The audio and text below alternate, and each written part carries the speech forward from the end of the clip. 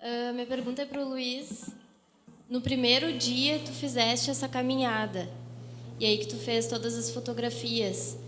Tu falaste que ficou 7 dias, né?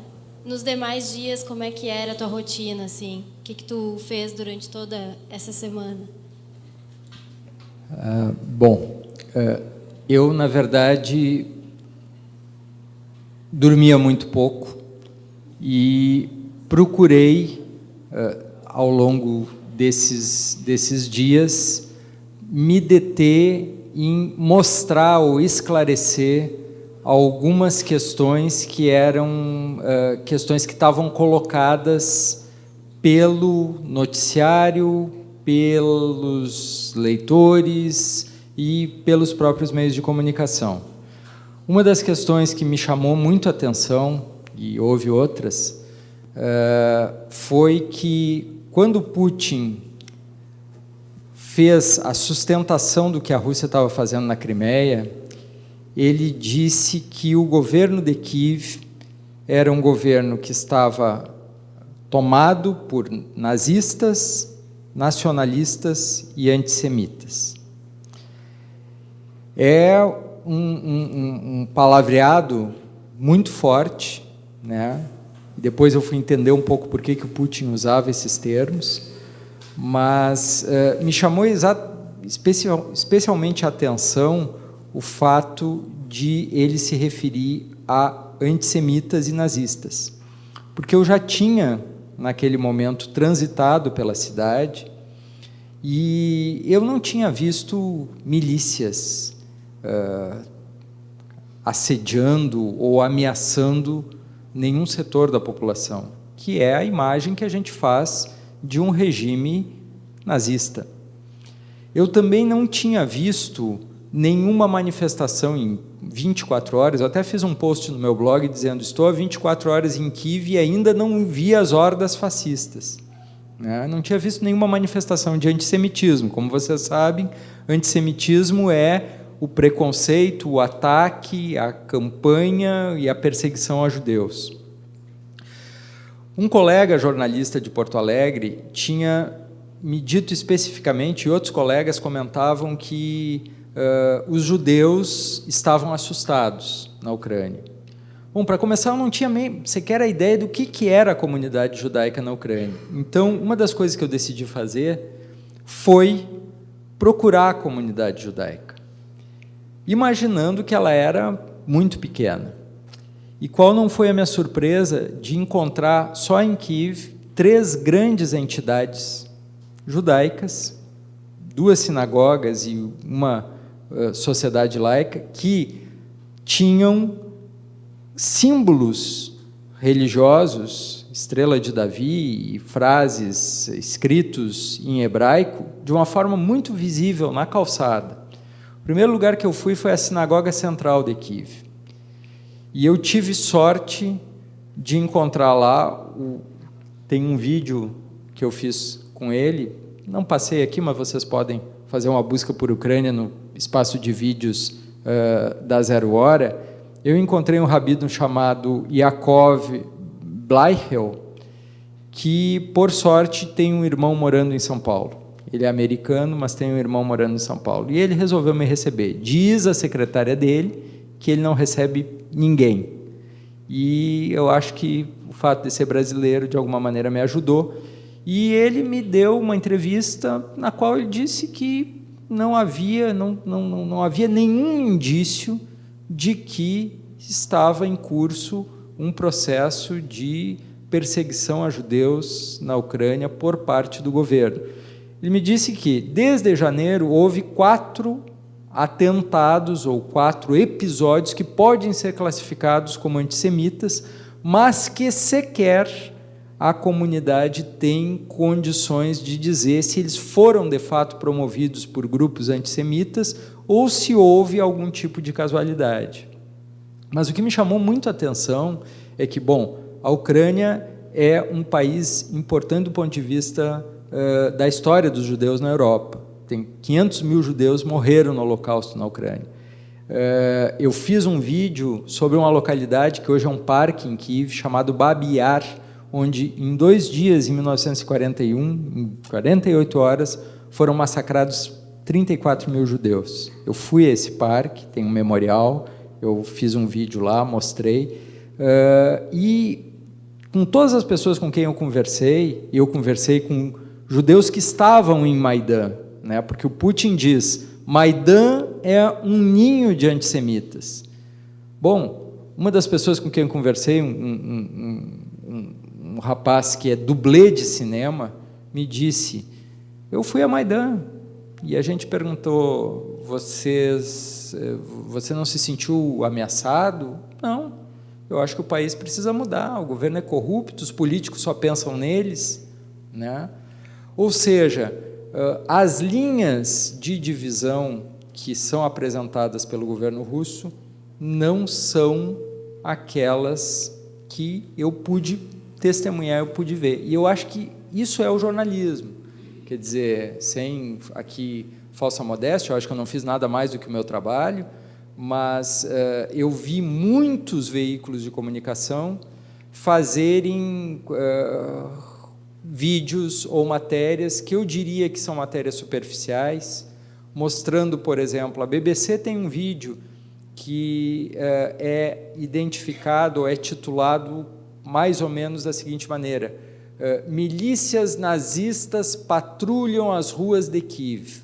E aí mostra grupos uniformizados, mais ou menos como aquele rapaz que eu mostrei, com uniformes camuflados, com símbolos, que é a cruz céltica, que é uma cruz usada por um grupo de direita na Ucrânia, mas que é muito minoritário.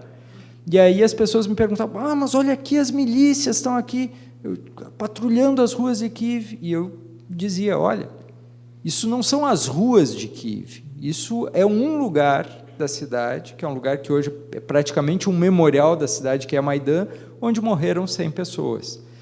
Mas aí eu acho que tem um outro problema, que é se entender a natureza do nacionalismo ucraniano. O nacionalismo ucraniano, eu acho que a professora Maribel situou bastante bem a história do país, ele se desenvolveu diante de 2 vizinhos, ou na verdade muito mais que 2, mas pelo menos 2 grandes vizinhos extremamente fortes, que são os russos e os alemães, também os poloneses, também o Império Austro-Húngaro.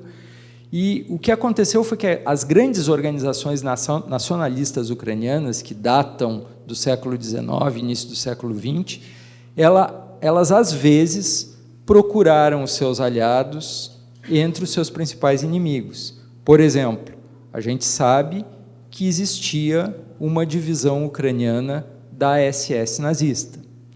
A gente sabe, assim, da mesma maneira, que existiram ucranianos nacionalistas que, em determinados momentos, acharam que era melhor se somar à Rússia stalinista, e assim por diante. Então, assim, entender a natureza desse nacionalismo, que às vezes usa um palavreado de a Ucrânia para os ucranianos, eu acho que é central para a gente entender o que está acontecendo na Ucrânia.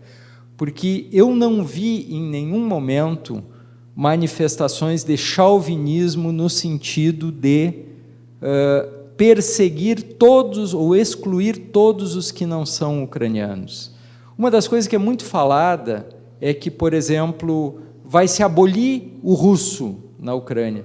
Gente, eu encontrei muito mais gente falando russo do que falando ucraniano. Motorista de táxi fala russo. No meu hotel, todo mundo falava russo. E a menina que serviu de intérprete para mim, que é uma estudante de jornalismo de 20 anos, que falava muito bem inglês e que é amiga de amigos meus aqui de Porto Alegre, ela me deu uma explicação muito interessante. Eu perguntei para ela, escuta, se uma pessoa fala russo comigo, isso significa que ela é a favor do Putin? Aí a menina, a Marina, me disse, não. Se a pessoa fala russo, então significa que ela estudou na Rússia? Não. Se ela fala russo, significa que ela é uma pessoa influenciada pela cultura russa, que gosta de Tolstói, gosta de Dostoiévski? Não. Não. Mas então, se a pessoa fala russo comigo, que diabos quer dizer isso? Nada. A pessoa se sente bem falando russo. Então, essa ideia que está hoje muito presente, inclusive nas redes sociais, de que são os russófonos contra os não russófonos, são os russos étnicos contra... É uma ideia que tem que ser entendida e vista contra um pano de fundo, que é um pano de fundo bem mais complexo. Os ucranianos são, de fato, pelo menos aqueles com quem eu conversei, sem número deles, são, de fato, bilíngues à vontade, com 2 línguas. Não há uma língua obrigatória. Na universidade não é obrigatório se dar aula em ucraniano. Essa menina que foi a minha intérprete, ela é de família ucraniana, de uma região que se fala ucraniano, mas ela fala russo perfeitamente. Um motorista de táxi com quem eu andei, eu passei por uma... A gente acaba... 2 dias a gente acaba lendo cirílico. Eu passei, tinha uma rua, a placa, Rua Pushkin. Aí eu disse Pushkin, nome da rua, né? O poeta, o grande poeta russo, Alexandre Pushkin. E eu disse Pushkin, e ele entendeu. Aí ele olhou para mim e começou a recitar o Eugênio Onegin, que é um dos grandes poemas épicos do Pushkin, em russo, que é muito bonito. Aí eu disse, mas espera aí, o senhor é ucraniano, está recitando Pushkin? E ele a gente aprende, se aprendeu na escola. Né? Eu disse, pô, no meu país, né, eu moro num estado de fronteira, se eu encontrar uma pessoa que seja capaz de citar o Martim Fierro, recitar o Martim Fierro em espanhol, eu vou ter que dar um prêmio para essa pessoa, porque ninguém é capaz de fazer isso, nem recitar um parágrafo do Júlio Cortázar, nem um parágrafo do Jorge Luis Borges, não existe, e nós moramos do lado. Né? Então, enfim, é isso, falei bastante. Carol, desculpe, mas espero ter respondido.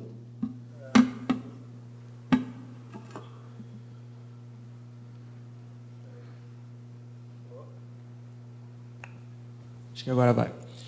Luiz, a gente tem essa ideia de que o correspondente internacional, ele exacerba essa vocação do jornalista como um contador de histórias, porque nós éramos abastecidos com as notícias mais factuais sobre a crise na Ucrânia através das grandes agências de notícia, que nos trazem um certo relato padrão sobre o que está acontecendo naquela região tão isolada do mundo aqui para nós. Como é que tu produzia assim as tuas pautas? Obviamente tu não tinha a figura de um pauteiro, provavelmente tu tinha algumas indicações aqui da tua equipe no Brasil, mas como é que era essa escolha pelas temáticas que tu iria tratar e reportar para nós enquanto leitores da Zero Hora aqui no Brasil? Bom, em primeiro lugar, quando a gente, numa situação dessas, o interessante é que as pautas elas surgem quase que naturalmente, né? Por exemplo, ir à praça, procurar a comunidade judaica, ir a Donetsk, que era uma cidade em que eu chamei a cidade em que Lenin ainda está em pé, né? Porque enquanto Maidan é, digamos, a praça, entre aspas, pró-europeia, e mesmo essa ideia de pró-europeu ela tem que ser um pouquinho relativizada. Em Donetsk, a praça central se chama Lenin e a estátua de Lenin vai muito bem, obrigado. A minha intérprete, quando nós chegamos de madrugada, menos 1 grau centígrado, a cidade vazia, mas havia um grupo de pessoas cercando a estátua e eu disse para ela, Lenin está em pé, e ela está em pé, está muito bem de saúde, vai bem, obrigado. Aí fui conversar com as pessoas, né, que era um grupo de umas 20 pessoas, e eram, na sua maioria, pessoas vinculadas ao antigo regime soviético, policiais, um cara com quem eu mais conversei, com quem eu gravei uma entrevista, inclusive em vídeo, era um ex-policial, falando russo, dizendo que nós somos a favor do Putin, nós somos a favor da União Soviética, mas, principalmente, nós temos saudade do governo Yanukovych porque, segundo ele, foi um governo em que as pessoas viviam melhor. Ou seja, também essa ideia de que se trata de uma fidelidade, de uma lealdade ideológica, ela tem que ser um pouco relativizada. E era um policial, né? Ou seja, alguém que a gente Conheci outros policiais, muito ligado ao antigo regime. Quando eu fui a Babi Yar, era impossível não ir, né? Eu não fui a Chernobyl, que fica a 30 quilômetros de Kiev, porque eu pensei que aí eu estava forçando um pouco a barra, mas me disseram, tu já teve filho, tu pode ir. Eu pensei, eu seria o primeiro jornalista gaúcho a ir a Chernobyl, e eu resolvi deixar essa para o próximo jornalista gaúcho que se aventurar. É isso.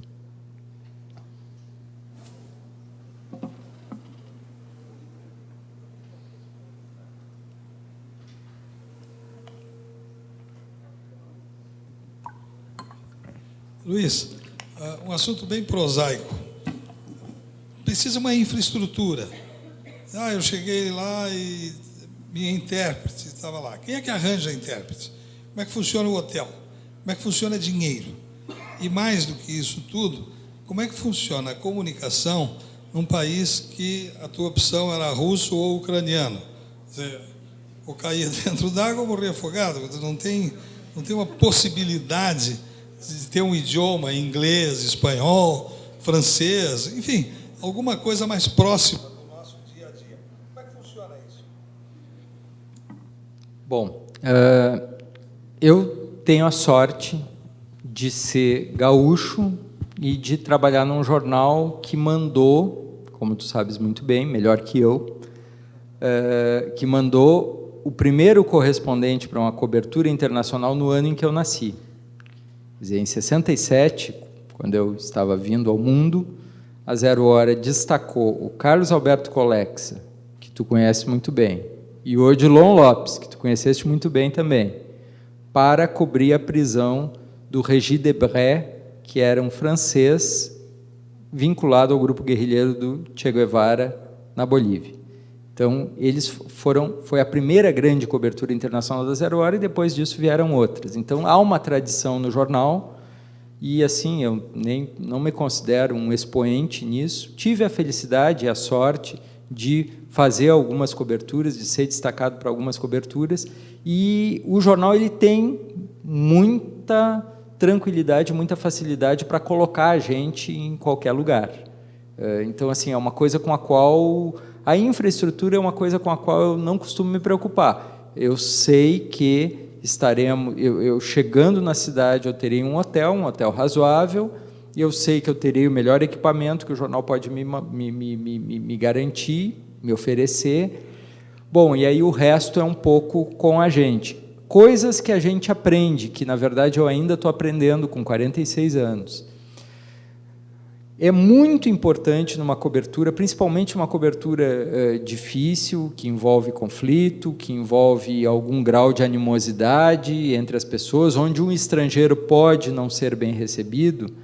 É muito importante a gente ter contatos prévios e, assim, essa figura do quebra-galho, do fixer, como se chama, que é um intérprete, mas ao mesmo tempo é o cara que checa se tem voo para determinado lugar, e é o cara que está tomando um café e olhando a TV e dizendo: tu viu o que o Putin falou? Ele disse isso, né? Porque ele está entendendo, porque ele fala a língua que é falada. Isso é essencial. Eu diria assim que quanto melhor o fixer que a gente consegue encontrar, melhor vai ser a qualidade do nosso trabalho. Eu tive a sorte de ter um amigo jornalista que é casado com uma ucraniana e que vai com frequência para a Ucrânia, e me sugeriu essa menina, Marina Yeremenko, que é estudante de jornalismo na Universidade Federal de Kiev, é uma menina da idade de vocês, tem 20 anos, né? E que fala muito bem inglês, muito bem, o inglês dela é perfeito, fala russo, fala ucraniano. Sem ela, eu teria tido extrema dificuldade. Por exemplo, essa matéria em Maidan, 700 passos até Maidan, eu fiz sem intérprete.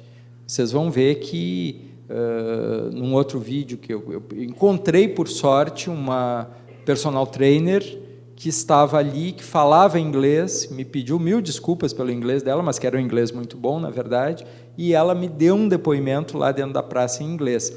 mas se eu dependesse de pessoas que falam inglês, eu estaria roubado nessa. Então, assim, conseguir um fixer é algo decisivo. Em outras coberturas eu não tive tanta sorte, porque dependendo do lugar que tu chega, tu depende de alguém que te é sugerido pelo próprio hotel. No Paquistão, em 2001, foi assim. Os meus intérpretes eram pessoas que eram sugeridas pelos hotéis. Todos muito bacanas, muito legais, mas que não tinham essa mesma percepção, essa mesma capacidade, até porque é estudante de jornalismo ela, né? Essa capacidade de enxergar a notícia, né? E isso aí é uma coisa que eu acho que é decisiva. Bom, dinheiro, eu levei dinheiro daqui em espécie, levei cartão, então isso aí entra um pouco na conta do jornal. Eu acho que tem sorte, a gente precisa ter sorte, mas errando a gente vai aprendendo.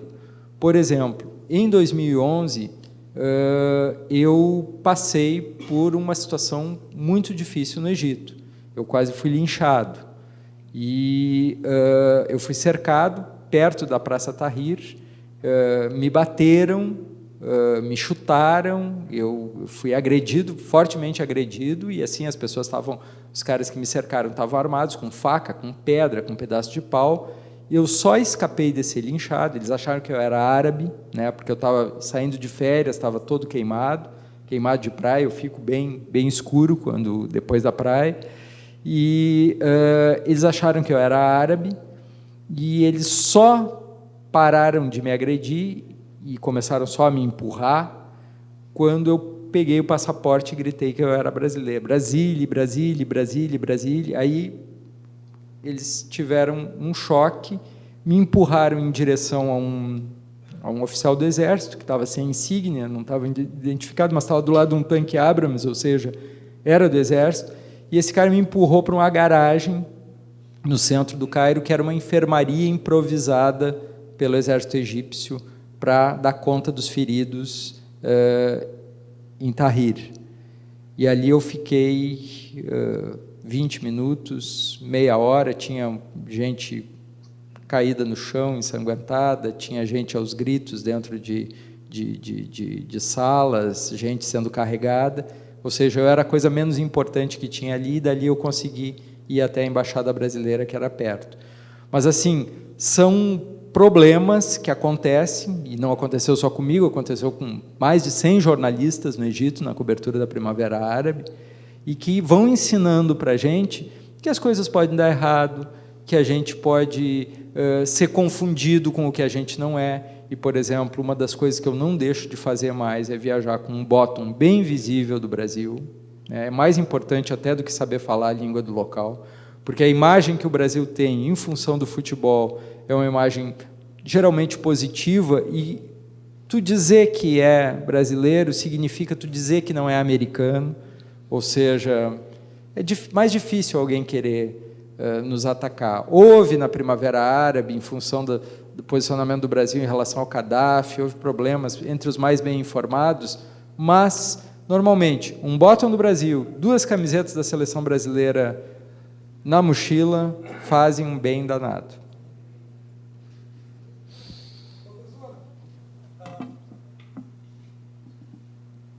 A senhora falou na Crimeia, 58% são russos, 20 não sei o que, são o quê, alguma coisa... enfim, tem 3 ou 4 nacionalidades. Como é isso? O cara vive na Crimeia e ele é russo. O outro vive na Crimeia e é ucraniano. Como é que é isso? Isso é um registro? As pessoas são russas e vivendo num outro país? Eu não entendi essa... Não, falam 58, quase 59% falam russo e são de origem de... é uma questão de preferência deles. Não, até de origem étnica. Sim. Tanto que eles têm laços étnicos e ideológicos mais próximos da Rússia, porque a Crimeia pertence à Ucrânia há pouco tempo, e é um país muito jovem, se pensar na sua independência, né, de 1990, 92, E eles falam russo, os tártaros falam o tártaro, inclusive agora parece que os tártaros também querem a sua independência, né?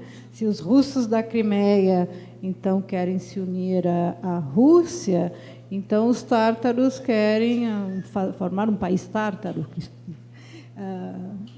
Mas a nacionalidade, até o momento, são ucranianos, porque a Crimeia, apesar do referendo, ela foi anexada à Rússia, inclusive os passaportes já estão sendo emitidos para a população como russos e não mais como ucranianos, porque esse Estado autônomo, ele era autônomo mais em questões internas, culturais, do ponto de vista de relações internacionais, diplomacia, eles estavam submetidos ao governo de Kiev.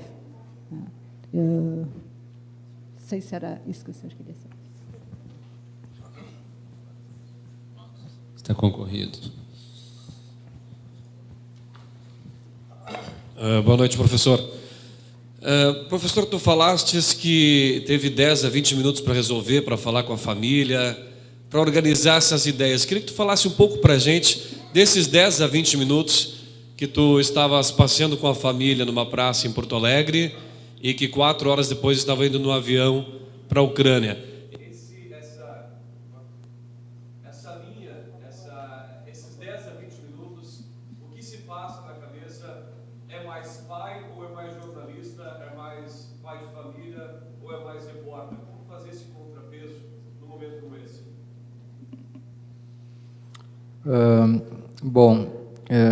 Tu me obriga a pensar sobre algo um pouco difícil. Na verdade, estou tentando elaborar a resposta aqui na medida em que eu falo. Racionalmente, certo? E eu tento ser racional a maior parte do tempo, quando se trata de trabalho. Racionalmente, eu procuro explicar para minha mulher, para os meus filhos, para os meus pais. Eu tenho pais idosos também. Eu tive que ligar para o meu pai para dizer: pai, estou indo para a Ucrânia, estou indo para Kiev. Meu pai tem 78 anos e ele, em 2001, quando eu disse que estava indo para o Paquistão, menos de um mês depois do 11 de setembro, ele deu uma risadinha e disse assim: vá onde o seu coração mandar. E ele repetiu essa frase agora, e eu acho que, em primeiro lugar, nós brasileiros, nós jornalistas brasileiros, não temos que nos preocupar com a Ucrânia, com a Primavera Árabe, com o 11 de setembro, porque eu acho que a gente vive uma realidade bem perigosa aqui no nosso país. A Carolina, quando vai vai apurar alguma informação de polícia aqui no Vale do Taquari, certamente passa por episódios difíceis, né, nos quais a questão da integridade física, do risco, tem que ser pesados. Quando as pessoas me perguntam se eu sinto medo, eu costumo dizer o seguinte: eu moro em Porto Alegre, a menos de 5 quilômetros do maior presídio da América Latina. Eu crio 2 filhos nesse ambiente. No meu bairro, assaltos, roubos de carro e, inclusive, assassinatos são coisas relativamente comuns. Então, assim, o meu problema não é o exterior. É claro que quem passa por um episódio de risco, um episódio mais traumático, fica um pouco, eu diria, mais realista, né? Então, assim, eu tenho uma visão, que é uma visão clássica de repórter de campo, que é de que não existe nenhuma reportagem que valha a vida do repórter. Não existe mesmo, de fato não existe. Eu acho que nenhum repórter, em sã consciência, se arrisca a ponto de perder a vida em nome de uma matéria, porque simplesmente não vai conseguir fazer a matéria.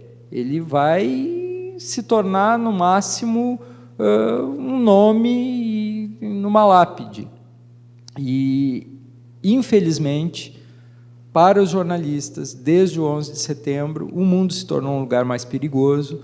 A gente está vendo, vocês entrem em qualquer site, não sei se tu é estudante de jornalismo, entre em qualquer site do Repórteres Sem Fronteiras, do Comitê para a Proteção de Jornalistas, e vão ver que os números de mortos no trabalho, em campo, aumentam a cada ano, né? Felizmente, na Ucrânia não houve nenhum, mas a gente não sabe ainda, né, professor, o que vai acontecer na região.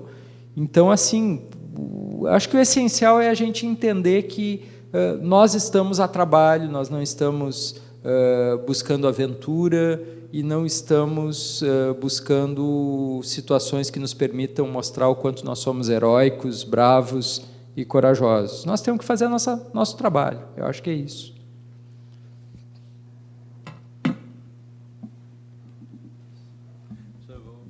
Vou roubar o teu microfone, que aquele ali está sem bateria. Eu tenho na ordem aqui das minhas contas o Ronaldo, depois o Lucas e depois o colega aqui. Boa noite. A minha questão é tanto para o professor Luiz quanto para a professora de História. A exemplo do que a gente teve no século passado, depois do pós-guerra, se travou um embate muito grande entre Estados Unidos e União Soviética. E agora parece que novamente se caminha para isso, com a invasão das tropas russas na Crimeia, invasão em termos, né? Vocês acreditam que novamente será travado o embate entre essas duas forças?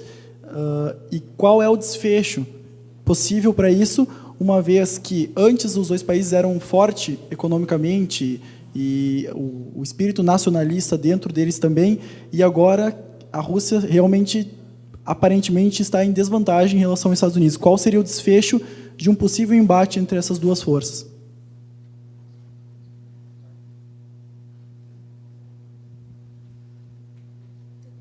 Eu acho que o momento atual ele é diferente do momento do pós-guerra e da Guerra Fria. Porque a Guerra Fria ela foi uma guerra política, econômica, mas muito ideológica entre dois blocos. Um capitalista, comandado pelos Estados Unidos, e um socialista, comandado pela União Soviética. Se a gente pensar quem são os aliados da Rússia hoje, então há essa interpretação de um recomeço da Guerra Fria ou de uma nova Guerra Fria. Ao meu ver, é um contexto diferente, e claro que a gente precisa buscar essas raízes históricas. A história é muito importante para poder entender o que está acontecendo, mas não obrigatoriamente ela se repete. Eu acho que é um contexto completamente diferente do que era, né, o pós-Segunda Guerra até 1989. O socialismo morreu, né? A Rússia não tem todo aquele grupo do mundo socialista de aliados. Claro, ela não é uma superpotência econômica, mas ainda é militar, né, já que a Rússia ficou com todo o arsenal militar da ex-União Soviética, né, foi passado para o comando do Boris Yeltsin e depois atualmente para o Putin. Qual possível desfecho é difícil dizer, né? Não tem, eu teria que ter uma bola de cristal, porque quando começou essas manifestações, ao meu ver, era muito difícil pensar que as coisas iriam... De repente, a Crimeia foi anexada pela Rússia, e me parece que não houve um planejamento por parte do Putin. Ele está aproveitando a oportunidade e se espraiando, né? Assim, tanto que negou, no início, há poucas semanas, negava qualquer intenção sobre a Crimeia, agora nega qualquer intenção de invadir a parte oriental da Ucrânia, mas não tem como prever. Há um temor, principalmente por parte da Alemanha, de uma divisão da Europa, que tem que ver que a Europa depende muito mais do comércio com a Rússia do que os próprios Estados Unidos. Então, É uma impressão, baseado assim no que eu tenho lido sobre isso, que para os Estados Unidos parece ser um confronto, porque os russos eles sempre têm essa ideia de os soviéticos, os comunistas, né? E só que é outro contexto, é um momento diferente.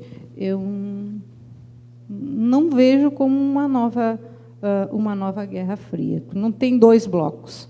Tu tem um bloco e um país. A China é completamente neutra, né? Mesmo no Conselho de Segurança da ONU, ela se absteve de votar. A China, ela enviou um representante até na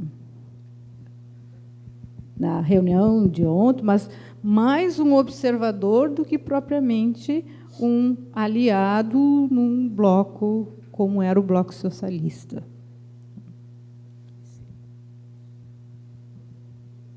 Eu acho que a professora tem razão. Eu acho que o modelo da Guerra Fria ele serve para a gente entender um pouco como chegamos até aqui, mas ele não necessariamente indica como as coisas vão se desenrolar. Os Estados Unidos são, de fato, a única superpotência hoje, mas mesmo os Estados Unidos já são muito mais modestos do que há 20 anos atrás em relação à sua capacidade de controlar o mundo inteiro. Eles buscam e apostam em colaborações, inclusive com o Brasil, né? Não esqueçamos do que está acontecendo nesse momento no Haiti. O Brasil fornece a maior parte da força de pacificação que está completando 10 anos de intervenção no Haiti. Então, quer dizer, se os Estados Unidos precisam do Brasil para dar conta do Haiti, imagine em relação, por exemplo, à China, que há uma política ao mesmo tempo de disputa, mas também de apaziguamento.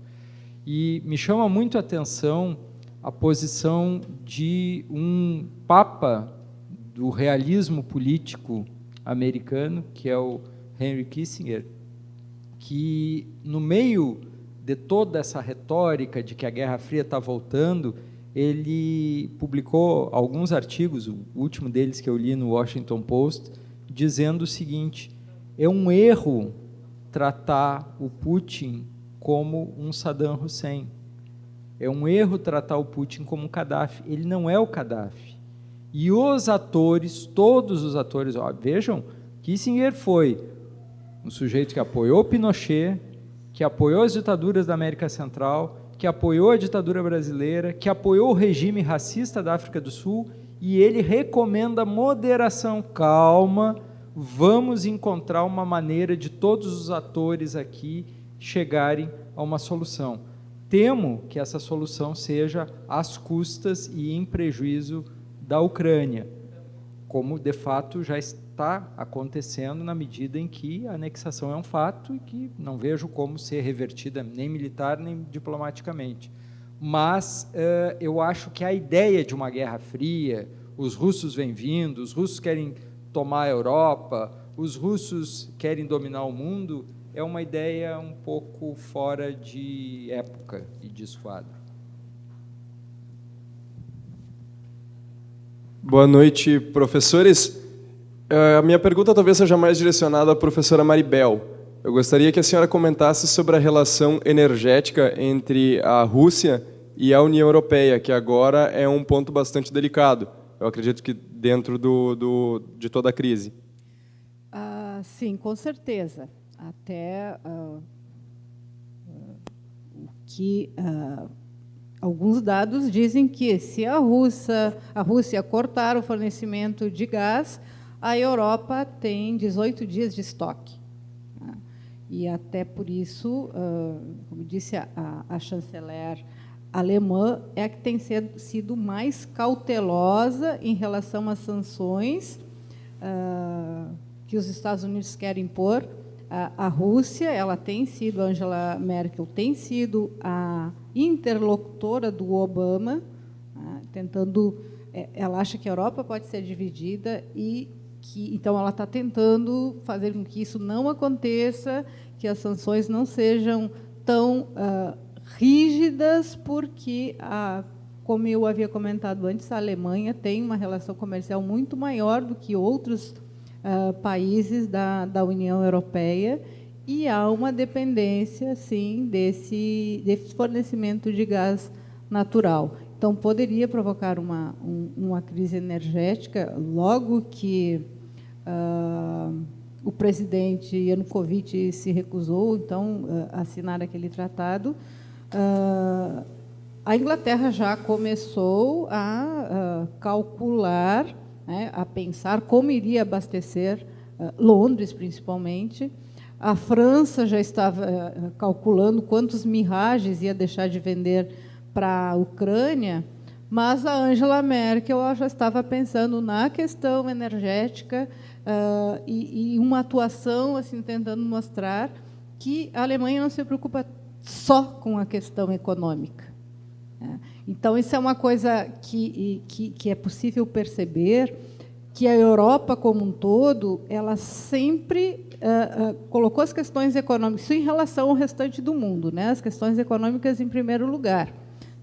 O século XIX, a Europa era o umbigo do mundo, era o centro político, econômico, militar, cultural, e os outros continentes gravitavam em torno dela.